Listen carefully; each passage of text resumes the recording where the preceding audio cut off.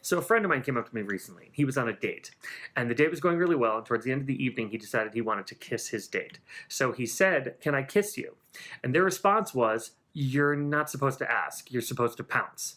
Now, he and I laughed about this at the time, but I think his story illustrates a problem we have with consent and communication contemporarily. That we actually make it strange and abnormal to verbally communicate about what you want or to check in with your partners. What we need to start doing is challenging these notions of non communication and start encouraging people to participate in enthusiastic and affirmative consent. Now, what is that? Enthusiastic or affirmative consent is verbal, participatory, active, and engaged communication with your partner.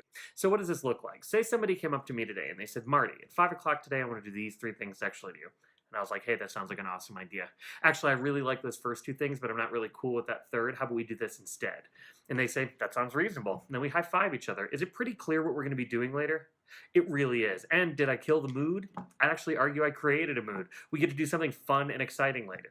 Now, I realize that that example is not perfect for everybody, and that especially for people in new relationships, this kind of communication can be difficult. So, what are our other solutions to that? Maybe a little less risky approach would be just checking in with your partner. Do you like this? Is this fun? Do you want me to keep going? These kinds of tactics allow us to check in with our partner and even in some ways check in with ourselves about what we want to do and how we're feeling about a situation. It also helps us to practice communicating about sex and sexuality. If we start to engage and practice enthusiastic consent and take some accountability and responsibility for how we communicate our boundaries and ideas and how we understand our partners, we will have at the very least much better, much more fun sexual activity, and at the very most will prevent violence, which is something I think we all want to do. Go out there and have fun, but go out there and start communicating.